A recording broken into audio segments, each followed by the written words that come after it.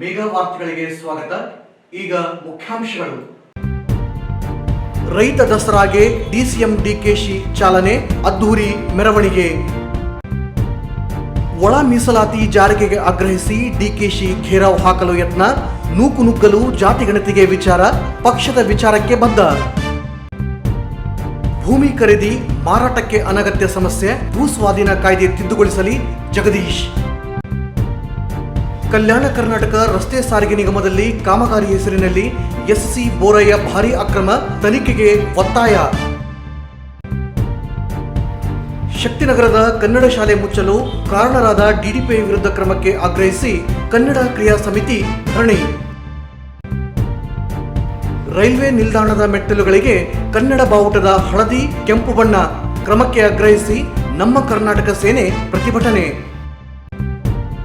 ತಾಲೂಕಾ ಶಿಶು ಅಭಿವೃದ್ಧಿ ಯೋಜನಾಧಿಕಾರಿಯಿಂದ ಅಕ್ರಮ ಅಂಗನವಾಡಿ ಕಾರ್ಯಕರ್ತರ ನೇಮಕಗಳ ತನಿಖೆಗೆ ಆಗ್ರಹ.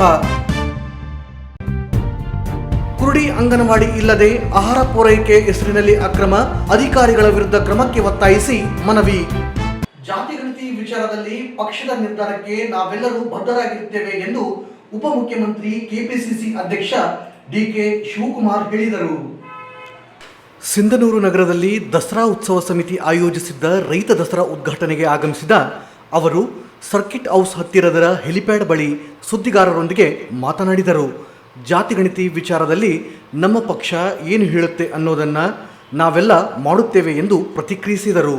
ಹರಿಯಾಣ ಹಾಗೂ ಜಮ್ಮು ಕಾಶ್ಮೀರದ ಎರಡೂ ರಾಜ್ಯಗಳ ಚುನಾವಣೆ ಫಲಿತಾಂಶ ಇನ್ನೂ ಬಂದಿಲ್ಲ. ಇಲ್ಲಿನ ಫಲಿತಾಂಶ ಬಹಳ ಏರುಪೇರು ಆಗುತ್ತಿದೆ.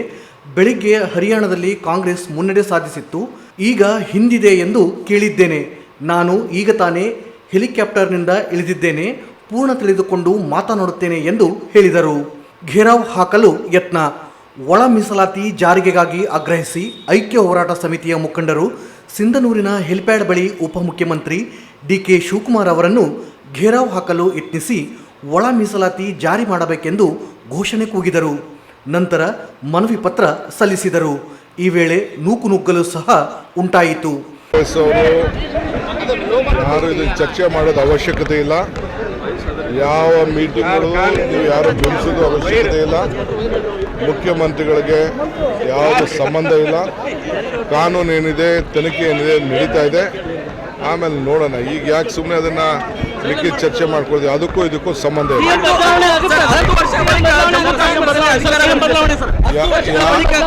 ಯಾವ ಬದಲಾವಣೆನೂ ಆಗುವುದಿಲ್ಲ. ಅದೆಲ್ಲ ಬೇರೆ ವಿಚಾರ ರೀ. ನಮ್ಮ ಸರ್ಕಾರ ಇರ್ತದೆ, ಸಿಎಂ ಇರ್ತಾರೆ.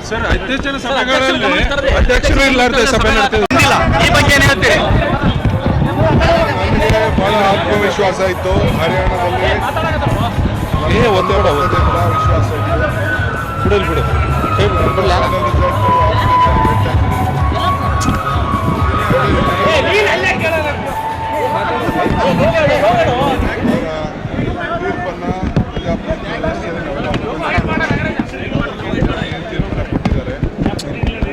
ಪರಿಶೀಲನೆ ಮಾಡ್ತೀವಿ. ಆಮೇಲೆ ಮಾತಾಡ್ತೀವಿ. ಮತದಾರ ತೀರ್ಪನ್ನ ಎಲ್ಲರೂ ಕೂಡ ಗೌರವ ಕೊಡಲೇಬೇಕು.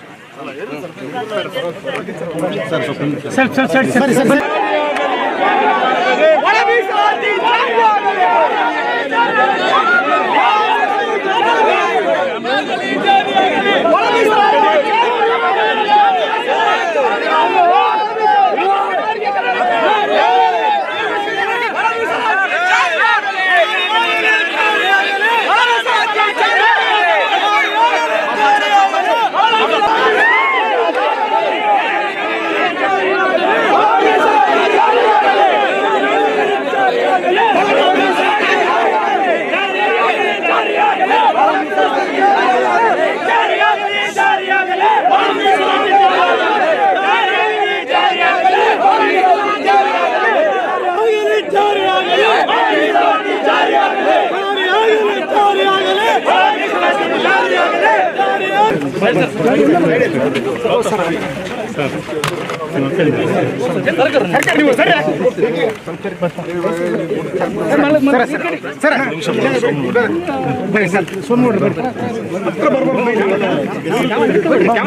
ಸಂದರ್ಭದಲ್ಲಿ ಕೃಷಿ ಸಚಿವ ಚಲುವರಾಯಸ್ವಾಮಿ, ಸಚಿವ ಶಿವರಾಜ್ ತಂಗಡಗಿ, ಶಾಸಕರಾದ ಹಂಪನಗೌಡ ಬಾದರ್ಲಿ, ಆರ್ ಬಸನಗೌಡ ತುರ್ವಿಹಾಳ್, ರಾಘವೇಂದ್ರ ಹಿಟ್ನಾಳ್, ವಿಧಾನ ಪರಿಷತ್ ಶಾಸಕ ಬಸನಗೌಡ ಬಾದರ್ಲಿ ಸೇರಿದಂತೆ ಅನೇಕರು ಇದ್ದರು.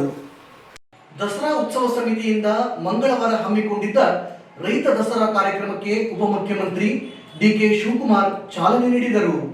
ನಗರದ ಮಹಾತ್ಮ ಗಾಂಧಿ ವೃತ್ತದಲ್ಲಿ ಜೋಡೆತ್ತು ಮೆರವಣಿಗೆಗೆ ಚಾಲನೆ ನೀಡಲಾಯಿತು. ತೆರೆದ ವಾಹನದಲ್ಲಿ ಮಹಾತ್ಮ ಗಾಂಧಿ ವೃತ್ತದಿಂದ ಎಪಿಎಂಸಿ ಆವರಣದವರೆಗೆ ಮೆರವಣಿಗೆ ಸಾಗಿತು. ರೈತರು ತಮ್ಮ ತಮ್ಮ ಎತ್ತುಗಳಿಗೆ ಬಣ್ಣ ಹಚ್ಚಿ ಗೆಜ್ಜೆ, ಗೊಂಡೇವ್, ಬೋರಗ ಹಾಕಿ ಅಲಂಕರಿಸಿದರು. ಮೆರವಣಿಗೆಯಲ್ಲಿ ರೌಡಕುಂದ ತಂಡದವರ ಪಾಂಡವರ ವೇಷಭೂಷಣ, ಚಿನ್ನಪ್ಪ ತಂಡದವರ ಹಗಲು ವೇಷ, ನಿವೃತ್ತ ಶಿಕ್ಷಕ ಬೀರಪ್ಪ ಶಂಭೋಜಿ ನೇತೃತ್ವದ ಮಹಿಳಾ ತಂಡ ಹಾಗೂ ಆಕ್ಸ್ಫರ್ಡ್ ಕಾಲೇಜು ತಂಡದ ಡೊಳ್ಳು ಕುಣಿತ, ಗೀತಾ ರಾಠೋಡ್ ತಂಡದ ಬಂಜಾರ ನೃತ್ಯ, ಹುಡಾ ತಂಡದ ಕೋಲಾಟ ಮೆರವಣಿಗೆ ಆಕರ್ಷಣೆಯನ್ನ ಹೆಚ್ಚಿಸಿದ್ದವು. ಆಕ್ಸ್ಫರ್ಡ್ ಹಾಗೂ ವಿಸ್ಡಮ್ ಕಾಲೇಜಿನ 250 ವಿದ್ಯಾರ್ಥಿಗಳು ರೈತ ವೇಷ ಹಾಕಿ ಮೆರವಣಿಗೆಯಲ್ಲಿ ಭಾಗವಹಿಸಿದ್ದರು.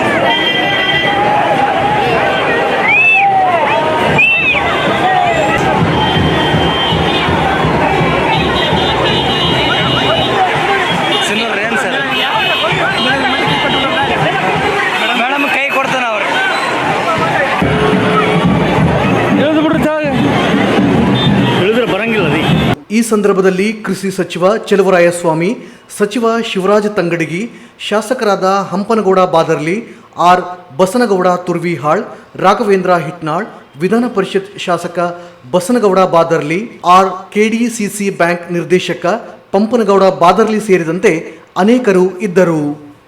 ಈಗ ವಾರ್ತೆಗಳ ವಿವರ. ಭೂ ಕಂದಾಯ ಅಧಿನಿಯಮ 1964ರಲ್ಲಿರುವ ಭಾಗ 11 ಹಕ್ಕುಗಳ ಆಸ್ತಿ ಬದಲಾವಣೆಗೆ ಅನಗತ್ಯ ವಿಳಂಬವಾಗುತ್ತಿದ್ದು, ಅನಗತ್ಯ ವಿಳಂಬ ದೂರು ಮಾಡಲು ಕಾನೂನು ತಿದ್ದುಪಡಿ ಕಂದಾಯ ಇಲಾಖೆ ಮುಂದಾಗಬೇಕೆಂದು ಸೇಠ್ ಚುನ್ನಿಲಾಲ್ ಅಮರ್ಚಂದ್ ಬೋಹರಾ ಕಾನೂನು ಮಹಾವಿದ್ಯಾಲಯದ ಹಳೆಯ ವಿದ್ಯಾರ್ಥಿಗಳ ಸಂಘದ ಅಧ್ಯಕ್ಷ ಜಗದೀಶ್ ಆಗ್ರಹಿಸಿದರು. ಅವರಿಂದು ಮಾಧ್ಯಮಗೋಷ್ಠಿಯನ್ನ ಉದ್ದೇಶಿಸಿ ಮಾತನಾಡಿ, ರೈತರು ಕೃಷಿಕರಿಗೆ ಆಸ್ತಿ ನೋಂದಣಿ, ಸರ್ವೆ, ದಾರಿ ಸಮಸ್ಯೆ, ಆಸ್ತಿ ವರ್ಗಾವಣೆ ಸಮಸ್ಯೆ ನೀಗಿಸಲೆಂದೇ ಭೂ ಕಂದಾಯ ರೂಪಿಸಲಾಗಿದೆ.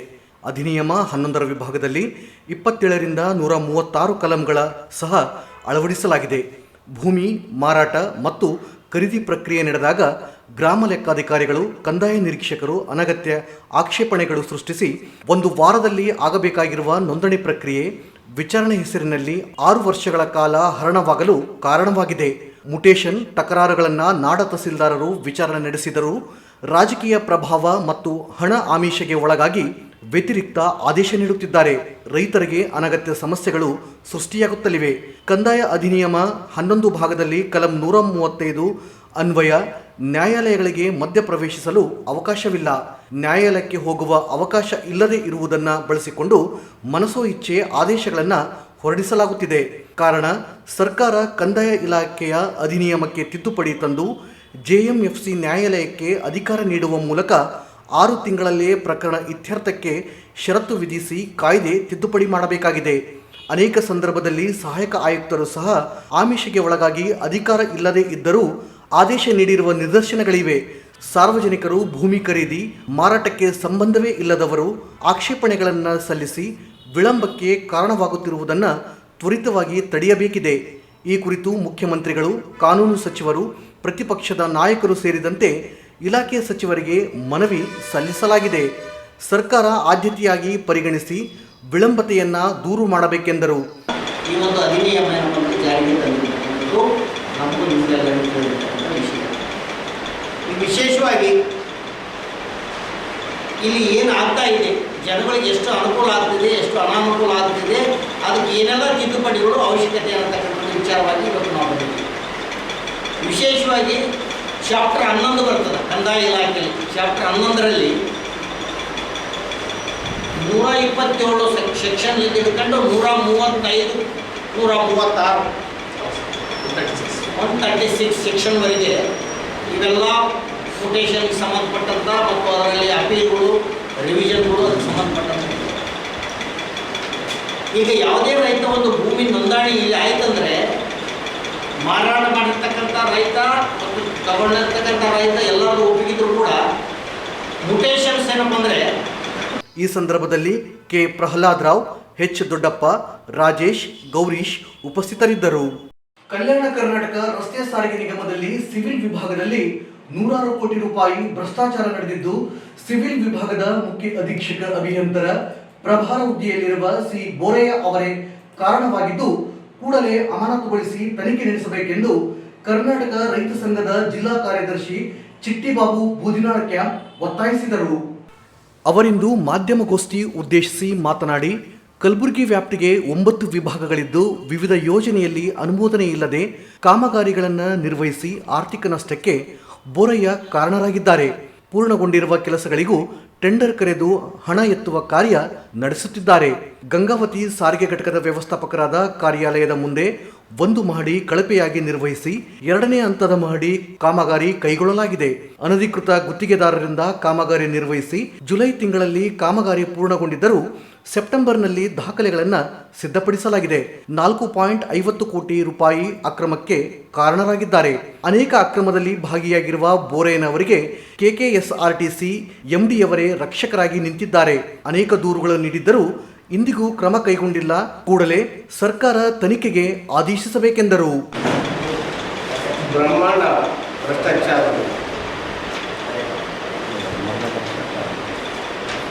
KKRTCಯಲ್ಲಿ ಯಾವುದೇ ಒಂದು ಸರ್ ಎಲ್ಲಿ ಗುಲ್ಬರ್ಗ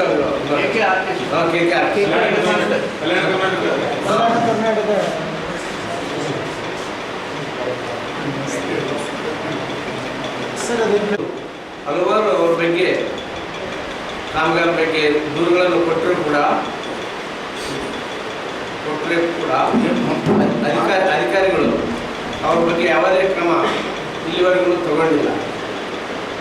ಆ ಕಾರಣಕ್ಕಾಗಿ ಅವರು ಸಿ ಬೋರಯ್ಯ ಅವ್ರನ್ನ ಸಸ್ಪೆಂಡ್ ಮಾಡುವ ಬಗ್ಗೆ ಕಲಬುರಗಿ KKRTC ಸಿವಿಲ್ ವಿಭಾಗದಲ್ಲಿ ಕೋಟ್ಯಾಂತರ ರೂಪಾಯಿ ಅವ್ಯವಹಾರ, KKRTC ಆರೋಪ.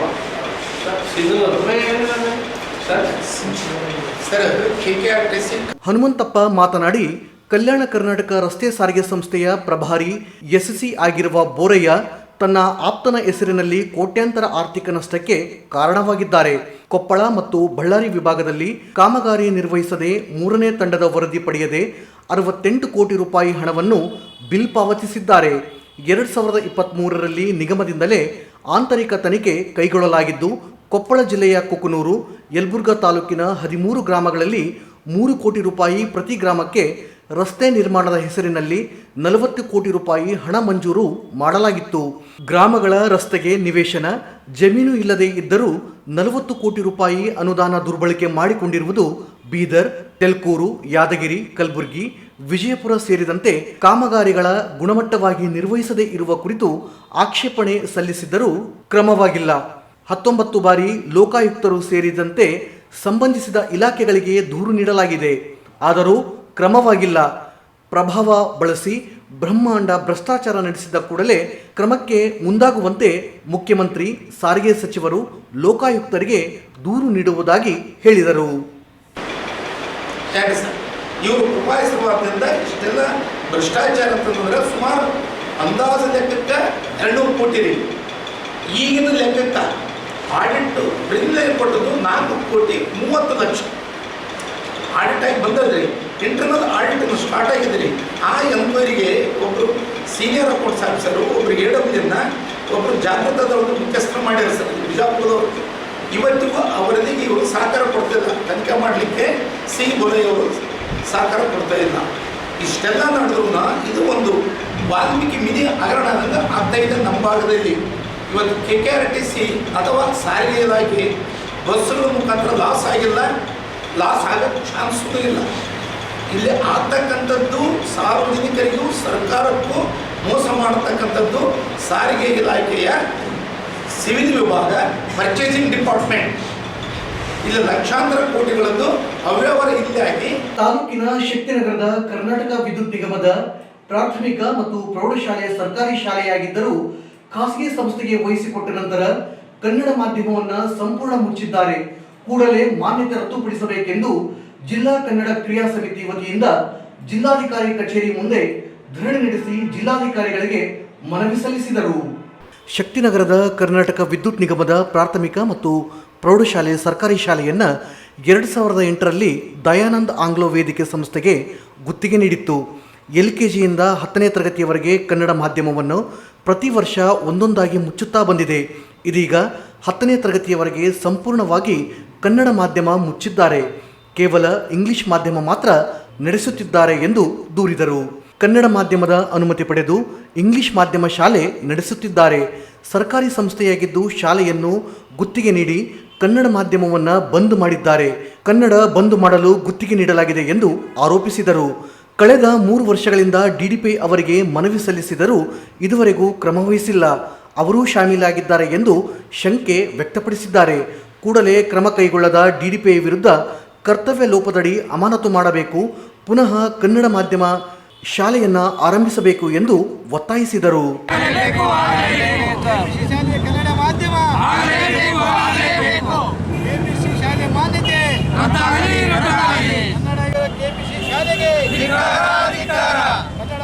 ಮುಚ್ಚಿದ KPC ಶಾಲೆಗೆ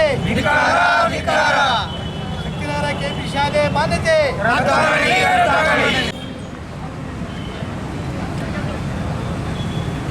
ಮಕ್ಕಳು ಕನ್ನಡ ಮಾಧ್ಯಮ ಇರಲಾರದೆ ಅನಿವಾರ್ಯವಾಗಿ ಇಂಗ್ಲಿಷ್ ಮಾಧ್ಯಮದಲ್ಲಿ ಪ್ರವೇಶ ಪಡೆಯುತ್ತಿದ್ದಾರೆ ಮತ್ತು ಕೆಲವರು ಬೇರೆ ಕಡೆ ತೆರಳಿದ್ದಾರೆ.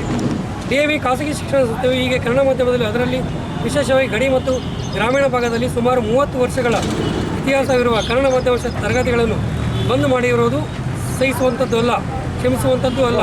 ಇದನ್ನು ಯಾರು ಹೇಗೆ ಖಂಡಿಸಿದರೂ ಕಡಿಮೆಯೇ ಸರಿ. ಹೀಗೆ ಕನ್ನಡ ಮಾಧ್ಯಮವನ್ನು ಸಂಪೂರ್ಣವಾಗಿ ತೆಗೆದುಹಾಕಿದ ಈ ಸಂಸ್ಥೆಯು ಕನ್ನಡಕ್ಕಿಂತಲೂ ದೊಡ್ಡದೇ. ಕನ್ನಡ ಭಾಷೆಯು ಮುಖ್ಯವೋ ಅಥವಾ ಈ ಶಿಕ್ಷಣ ಸಂಸ್ಥೆಯು ಮುಖ್ಯವೋ ಎಂಬ ಪ್ರಶ್ನೆ ಕಾಡುತ್ತಿದೆ. ದಯವಿಟ್ಟು ಈಗಲಾದರೂ ಇದನ್ನು ಗಂಭೀರವಾಗಿ ಪರಿಗಣಿಸಿ ಇಂಥ ಶಿಕ್ಷಣ ಸಂಸ್ಥೆಯ ಮಾನ್ಯತೆಯನ್ನು ರದ್ದುಪಡಿಸಿ ಈ ಭಾಗದಲ್ಲಿ ಕನ್ನಡ ಮಕ್ಕಳಿಗೆ, ಅಪಾರ ಮಕ್ಕಳಿಗೆ ಈ ಹಿಂದಿನಂತೆ ಕನ್ನಡ ಮಾಧ್ಯಮದಲ್ಲಿ ವ್ಯಾಸಂಗ ಮಾಡುವಂತೆ ಪರ್ಯಾಯ ವ್ಯವಸ್ಥೆ ಮಾಡಿ ತನ್ಮೂಲಕ ಕನ್ನಡ ಗಡಿ ಭಾಗದಲ್ಲಿ, ಗ್ರಾಮೀಣ ಪ್ರದೇಶದಲ್ಲಿ ಮತ್ತೆ ಕನ್ನಡ ಮಾಧ್ಯಮವು ತಲೆ ಎತ್ತುವಂತೆ ಮಾಡಿ. ಈ ಸಂದರ್ಭದಲ್ಲಿ ಅಧ್ಯಕ್ಷ ಮಲ್ಲಿಕಾರ್ಜುನ್, ರಾಮಲಿಂಗಪ್ಪ ಕುಣಸಿ, ಸಿದ್ದರಾಮಪ್ಪ ಮಾಲಿ ಪಾಟೀಲ್, ಹನುಮೇಶ್ ಗೂಳಿ, ರುದ್ರಯ್ಯ ಗುಣಾರಿ, ವೀರಭದ್ರಯ್ಯ ಸ್ವಾಮಿ, ಮಹೇಂದರ್ ಸಿಂಗ್, ಕೆ ವೀರೇಶ್ ಬಾಬು, ರಫೀಕ್ ಅಹಮದ್, ಮಲ್ಲಿಕಾರ್ಜುನ್ ನಡುಮನಿ, ಬಶೀರ್ ಅಹಮದ್ ಒಸ್ಮನಿ, ರಾಮಣ್ಣ ಮ್ಯಾದರ್ ಸೇರಿ ಅನೇಕರು ಇದ್ದರು. ನಗರದ ರೈಲ್ವೆ ನಿಲ್ದಾಣದಲ್ಲಿ ಪಾದಚಾರಿ ಮೆಟ್ಟಿಲುಗಳಿಗೆ ಕೆಂಪು ಮತ್ತು ಹಳದಿ ಬಣ್ಣ ಹಚ್ಚಿ ಕರ್ನಾಟಕ ಬಾವುಟಕ್ಕೆ ಅವಮಾನ ಮಾಡಿದ್ದು ಕೂಡಲೇ ತೆರವುಗೊಳಿಸಬೇಕು ಎಂದು ನಮ್ಮ ಕರ್ನಾಟಕ ಸೇನೆ ಅಧ್ಯಕ್ಷ ಕೊಂಡಪ್ಪ ಆಗ್ರಹಿಸಿದರು. ನಗರದ ರೈಲ್ವೆ ನಿಲ್ದಾಣದಲ್ಲಿ 2ನೇ ಪ್ಲಾಟ್ಫಾರ್ಮ್ ತೆರಳುವ ಪಾದಚಾರಿ ಮೆಟ್ಟಲುಗಳಿಗೆ ಕೆಂಪು ಮತ್ತು ಹಳದಿ ಬಣ್ಣ ಹಚ್ಚಿದ್ದು ತುಳಿದುಕೊಂಡು ಹೋಗುವಂತಾಗಿದೆ. ಕೇಂದ್ರ ಸರ್ಕಾರದ ನಡೆಯನ್ನು ಖಂಡಿಸಿ ಆಕ್ರೋಶ ವ್ಯಕ್ತಪಡಿಸಿದರು. ಕರ್ನಾಟಕ ಬಾವುಟವಾಗಿದ್ದು ಜನರು ಬಾವುಟವನ್ನು ತುಳಿದುಕೊಂಡು ಅವಮಾನ ಮಾಡುತ್ತಿದ್ದಾರೆ. ರೈಲ್ವೆ ಇಲಾಖೆ ಕರ್ನಾಟಕ ಮತ್ತು ಕನ್ನಡ ಬಾವುಟಕ್ಕೆ ಅವಮಾನವಾಗಿದೆ. ಮೆಟ್ಟಿಲುಗಳಿಗೆ ಹಚ್ಚಿದ ಬಣ್ಣವನ್ನು ಬದಲಿ ಮಾಡಬೇಕು, ಇಲ್ಲದಿದ್ದರೆ ದೂರು ನೀಡಿ ಹೋರಾಟ ನಡೆಸಲಾಗುತ್ತದೆ ಎಂದು ಎಚ್ಚರಿಕೆ ನೀಡಿದರು. ಸ್ಥಳದಲ್ಲಿದ್ದ ರೈಲ್ವೆ ಸ್ಟೇಷನ್ ಮಾಸ್ಟರ್ ಅವರು ಈ ಬಗ್ಗೆ ಮಾಹಿತಿ ಇಲ್ಲ, ತಕ್ಷಣವೇ ಸರಿಪಡಿಸಲಾಗುವುದು ಎಂದು ಭರವಸೆ ನೀಡಿದರು. ಪಟ್ಟು ಬಿಡದ ನಮ್ಮ ಕರ್ನಾಟಕ ಸೇನೆ ಪದಾಧಿಕಾರಿಗಳು ಸ್ಥಳದಲ್ಲಿಯೇ ಸರಿಪಡಿಸಬೇಕೆಂದು ಆಗ್ರಹಿಸಿದರು.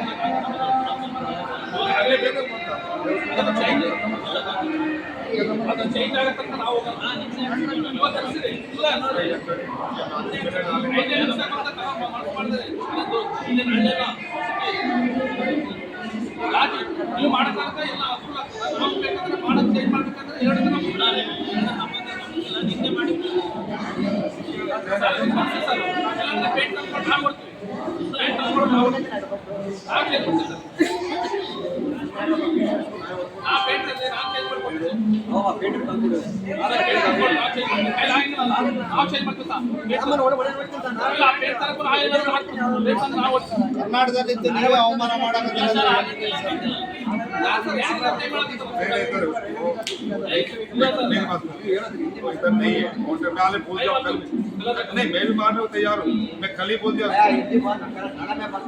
ಈ ಸಂದರ್ಭದಲ್ಲಿ ಪದಾಧಿಕಾರಿಗಳಾದ ಮಹಾಂತೇಶ್, ಎಲ್.ಎಸ್. ವೀರೇಶ್, ನವೀನ್, ರಮೇಶ್ ಸೇರಿದಂತೆ ಇತರರು ಇದ್ದರು. ಜಿಲ್ಲಾ ಶಿಶು ಅಭಿವೃದ್ಧಿ ಇಲಾಖೆಯಲ್ಲಿ ನಡೆಯುತ್ತಿರುವ ಭ್ರಷ್ಟಾಚಾರವನ್ನು ತಡೆಯಲು ಸೂಕ್ತ ತನಿಖಾ ತಂಡ ರಚಿಸಿ ತಪ್ಪಿತಸ್ಥರಿಗೆ ಸೂಕ್ತ ಕಾನೂನು ಕ್ರಮ ಕೈಗೊಳ್ಳಬೇಕು ಎಂದು ಕರ್ನಾಟಕ ರೈತ ಸಂಘ ಹಾಗೂ ಹಸಿರು ಸೇನೆ ಜಿಲ್ಲಾ ಘಟಕ ವತಿಯಿಂದ ಜಿಲ್ಲಾಧಿಕಾರಿ ಕಚೇರಿ ಅಧಿಕಾರಿಗೆ ಮನವಿ ಸಲ್ಲಿಸಿದರು. ತಾಲೂಕಿನ ಮಹಿಳಾ ಮತ್ತು ಮಕ್ಕಳ ಅಭಿವೃದ್ಧಿ ಇಲಾಖೆಯ ಅಧೀನದಲ್ಲಿ ಶಿಶು ಯೋಜನಾಭಿವೃದ್ಧಿ ಇಲಾಖೆ ಗಿಲ್ಲೆಸಗೂರಿನಲ್ಲಿ ಭ್ರಷ್ಟಾಚಾರ ನಡೆಯುತ್ತಿದ್ದು ನೇಮಕಾತಿ ಸಂದರ್ಭದಲ್ಲಿ ಅರ್ಹರಿರುವ ಅಭ್ಯರ್ಥಿಗಳನ್ನು ಅನರ್ಹಗೊಳಿಸಿ ಅನರ್ಹರಾಗಿರುವ ಅಭ್ಯರ್ಥಿಗಳನ್ನು ಅರ್ಹಗೊಳಿಸಿ ಭಾರೀ ಗೋಲ್ಮಾಲ್ ನಡೆಸಿದ್ದಾರೆ ಎಂದು ಆರೋಪಿಸಿದರು. ತಾಲೂಕಿನ ಚಿಕ್ಕಸಗೂರು ಗ್ರಾಮದ ಅಂಗನವಾಡಿ ಕೇಂದ್ರ 2ರಲ್ಲಿ ಶಾಂತಾ ಎಂಬ ಅಭ್ಯರ್ಥಿಯು ಅಂಗನವಾಡಿ ಶಿಕ್ಷಕಿಯಾಗಿ ಪ್ರವರ್ಗ 2A ಬರುವ ಕುರುಬ ಮೀಸಲಾತಿಯಲ್ಲಿ ನೇಮಕಾತಿ ಹೊಂದಿದ್ದಾರೆ. ಇದೇ ಶಿಕ್ಷಕಿಯು 2007ರಲ್ಲಿ ಪ್ರವರ್ಗ 2A ಕುರುಬ ಜಾತಿಗೆ ಸಂಬಂಧಪಟ್ಟಂತೆ ಜಾತಿ ಪ್ರಮಾಣ ಪತ್ರಕ್ಕಾಗಿ ಅರ್ಜಿ ಸಲ್ಲಿಸಿದ್ದರು ಎಂದು ದೂರಿದರು. ಮೂಲತಃ ಲಿಂಗಾಯತ ಸಮುದಾಯಕ್ಕೆ ಸೇರಿದವರಾಗಿದ್ದು ತಹಸೀಲ್ದಾರರಿಗೆ ದೂರು ನೀಡಿದರೆ ಹಾರಿಕೆ ಉತ್ತರ ನೀಡಿದ್ದಾರೆ. ಇವರು ಅಕ್ರಮವಾಗಿ 50 ಲಕ್ಷಕ್ಕೂ ಅಧಿಕ ಬೆಲೆ ಬಾಳುವ ಆಸ್ತಿಯನ್ನು ಹೊಂದಿದ್ದಾರೆ, ಅನೈತಿಕ ಚಟುವಟಿಕೆಗಳನ್ನು ನಡೆಸುತ್ತಿದ್ದಾರೆ ಎಂದು ಆರೋಪಿಸಿದರು. ಶಿಶು ಯೋಜನಾ ಅಧಿಕಾರಿಗಳ ಸಹಾಯದಿಂದ ಅವ್ಯವಹಾರದಲ್ಲಿ ತೊಡಗಿಕೊಂಡಿದ್ದಾರೆ. ಅಂಗನವಾಡಿ ಶಿಕ್ಷಕಿಯಾಗಿ ಇಷ್ಟೆಲ್ಲ ಆಸ್ತಿಗಳನ್ನು ಗಳಿಸಲು ಹೇಗೆ ಸಾಧ್ಯ? ಅವ್ಯವಹಾರಗಳನ್ನು ಮಾಡುತ್ತಿದ್ದರೂ ಸಹ ಯಾವೊಬ್ಬ ಅಧಿಕಾರಿಯೂ ಸಹ ಈಕೆಯ ವಿರುದ್ಧ ಕ್ರಮ ಕೈಗೊಳ್ಳದೆ ಇರಲು ಕಾರಣವಾದರೂ ಏನು ಎಂಬುದನ್ನು ಪ್ರಶ್ನಿಸಿದರು. ಕೂಡಲೇ ಇವರ ವಿರುದ್ಧ ತನಿಖೆ ನಡೆಸಿ ಕ್ರಮ ಕೈಗೊಳ್ಳಬೇಕೆಂದು ಆಗ್ರಹಿಸಿದರು.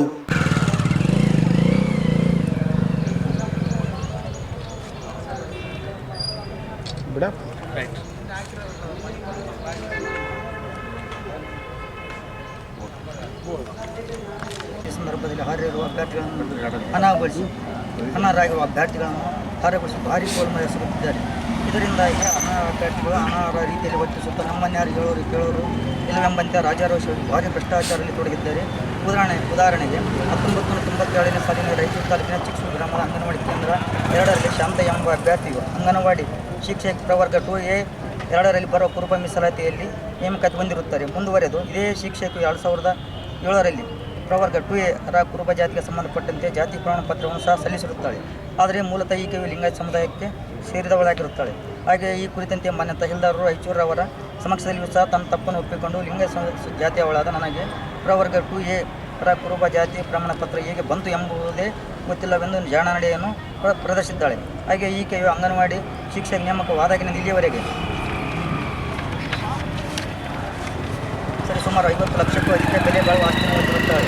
ಅಷ್ಟೇ ಅಲ್ಲದೆ ಚಿಕ್ಕಸೂರು ಗ್ರಾಮದಲ್ಲಿ ಬೇರೆ ಬೇರೆ ರೀತಿಯ ಆಸ್ತಿಯನ್ನು ಮಾಡುವುದಲ್ಲದೆ ಅನೈತಿಕ ಚಟುವಟಿಕೆ ನಡೆಸುತ್ತಿದ್ದಾಳೆ. ಈ ಕುರಿತಂತೆ ಸಂಬಂಧಪಟ್ಟ ಅಧಿಕಾರಿಗಳಿಗೆ ಅನೇಕ ಬಾರಿ ಮಾಹಿತಿಯನ್ನು ಒದಗಿಸಲು ಸಹ ಯಾವೊಬ್ಬ ಅಧಿಕಾರಿ ಈಕೆಯ ವಿರುದ್ಧ ಕ್ರಮ ಕೈಗೊಳ್ಳಲು ಮುಂದೆ ಬಂದಿಲ್ಲ.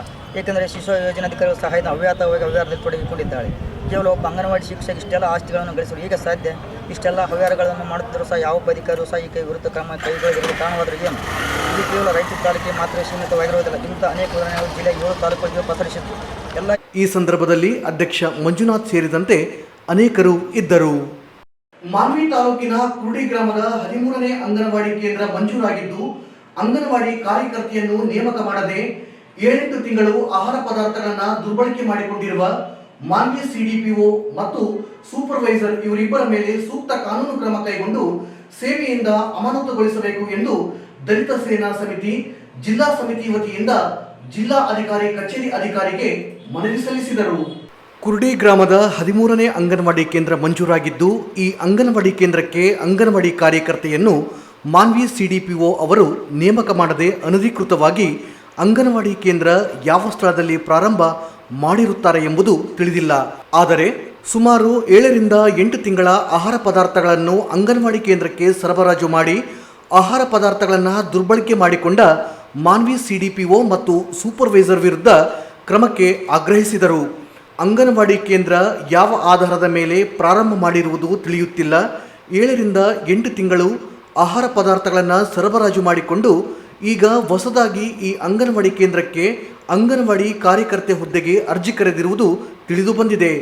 ಅಂಗನವಾಡಿ ಕಾರ್ಯಕರ್ತೆ ಹುದ್ದೆಗೆ ನೇಮಕ ಮಾಡುವುದನ್ನು ರದ್ದುಗೊಳಿಸಿ 7-8 ತಿಂಗಳ 13ನೇ ಅಂಗನವಾಡಿ ಕೇಂದ್ರಕ್ಕೆ ಬಂದಿರುವ ಆಹಾರ ಪದಾರ್ಥಗಳನ್ನು ದುರ್ಬಳಕೆ ಮಾಡಿಕೊಂಡಿರುವುದನ್ನು ತನಿಖೆ ಕೈಗೊಂಡು ಬೇಜವಾಬ್ದಾರಿ ಅಧಿಕಾರಿ ಸಿಡಿಪಿಒ ಅವರ ಮೇಲೆ ಸೂಕ್ತ ಕಾನೂನು ಕ್ರಮ ಕೈಗೊಂಡು ಸೇವೆಯಿಂದ ಅಮಾನತುಗೊಳಿಸಬೇಕು. ಅಂಗನವಾಡಿ ಕಾರ್ಯಕರ್ತೆ ಹುದ್ದೆಗೆ ನೇಮಕ ಮಾಡಿಕೊಳ್ಳಬಾರದೆಂದು ಒತ್ತಾಯಿಸಿದರು.